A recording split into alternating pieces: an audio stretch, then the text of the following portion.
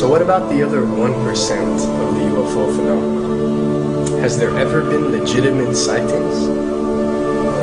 As promised, we're going to cover this 1% in a future episode, but I'll share with you something a wise man once shared with me. Before we should start focusing on dealing with problems outside our world, we should first focus on solving the problems within our world.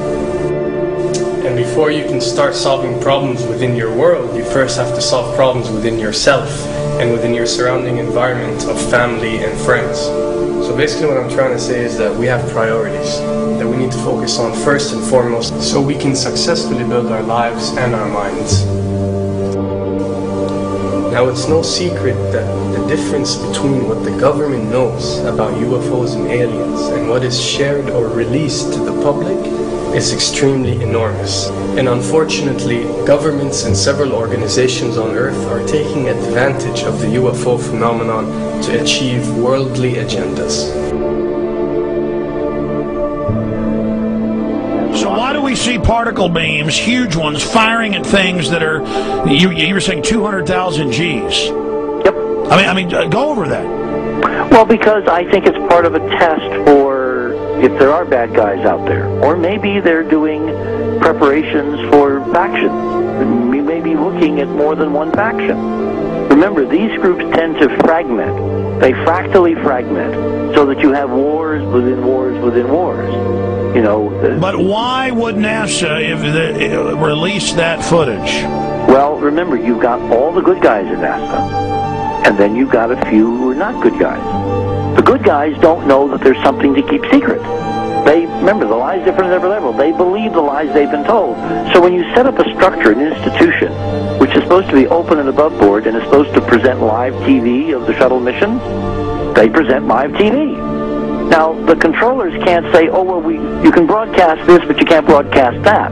Because the honest guys will then say, sure. Well, why can't we broadcast that? So people always say if this was happening, it would come out, and it is coming out. Well, I mean, I agree with you. When you've got the Catholic Church saying we need to love the aliens, they're our brothers, when you've got every major denomination saying it, when you've got all the movies, and you've got, in the 80s, huge programs at the Olympics with aliens landing, fake aliens, and you've got huge things the size of 3 football fields floating over Dallas, and stuff all over the place. Something's going on, and then I read government documents about fake extraterrestrial landings. Any of this. Why? I mean, you believe it's fake. Remember Operation Northwoods? Yes. Okay. Or we can go to the, September 11th. Governments do huge, big things to sway populations at key nodal points in history. They love hoaxes. Yeah, well, it's manufactured history is what it is. We are building, all my UFO friends, I need to shake them because they're so, frankly, they're extremely naive, Alex. They really believe we're building toward disclosure.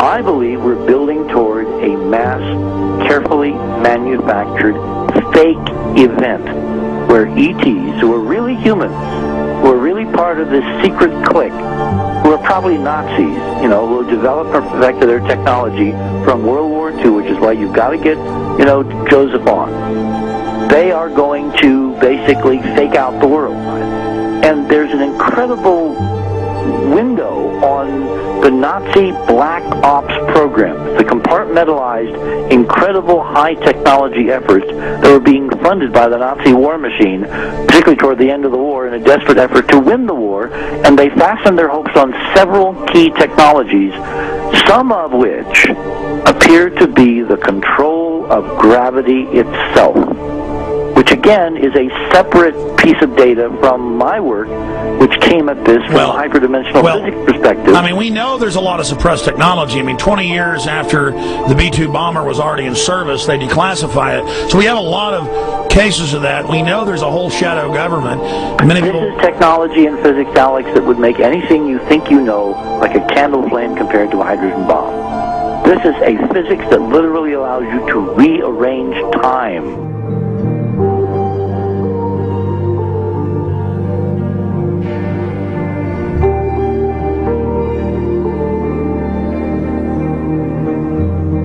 But I mean, imagine you've got all these compartments in these pyramids within pyramids of compartmentalization. That's why that's the New World Order symbol. And we don't know what they've got because they are so secret. We know they lie so much. We just know it's advanced. Mainline scientists say they're 30 years advanced. So Richard C. Hoagland, what I'm saying to you is, I'm entertaining what you're saying. I respect you. I think you're a great guy. My only issue is, like you said, dealing with what we know they could be up to. The fact, Alex, we have done experiments. We have our own data. We have experiments now from the Soviet Union. 30, 40 years when the Iron Curtain came down, when Glasnost finally prevailed, a huge amount of stuff was declassified from the KGB as well. And we now have put this data together.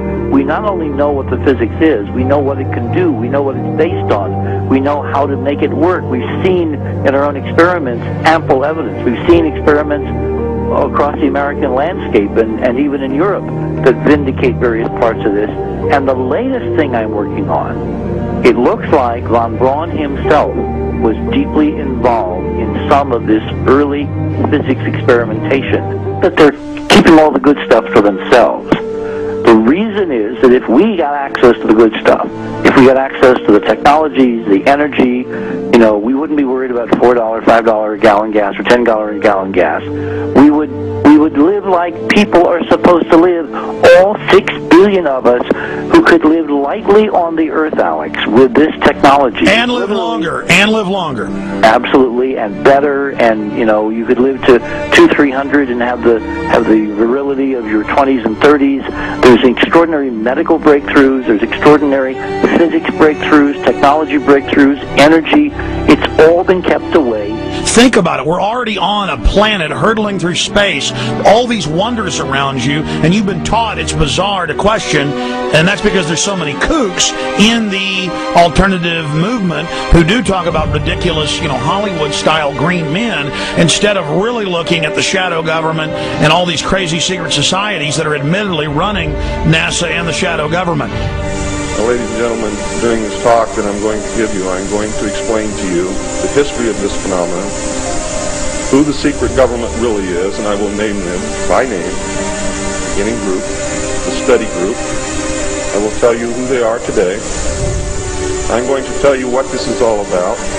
I'm going to tell you who's selling drugs to your children, and I'm going to tell you why the United States government is afraid for you to find out what the truth is regarding UFOs.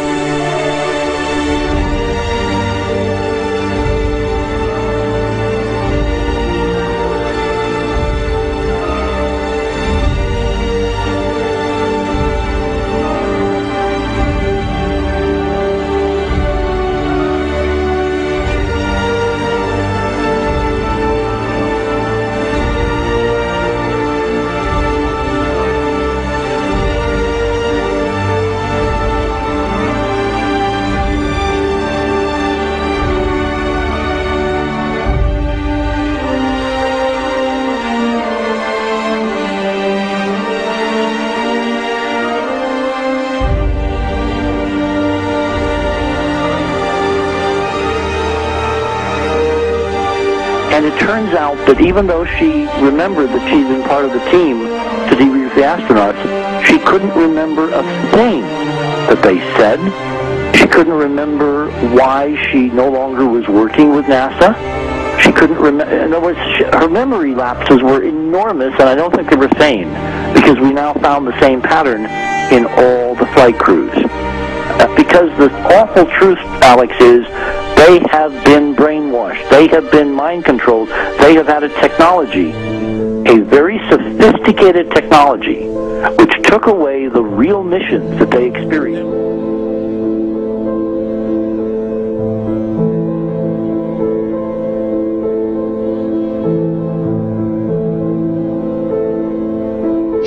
Sorry.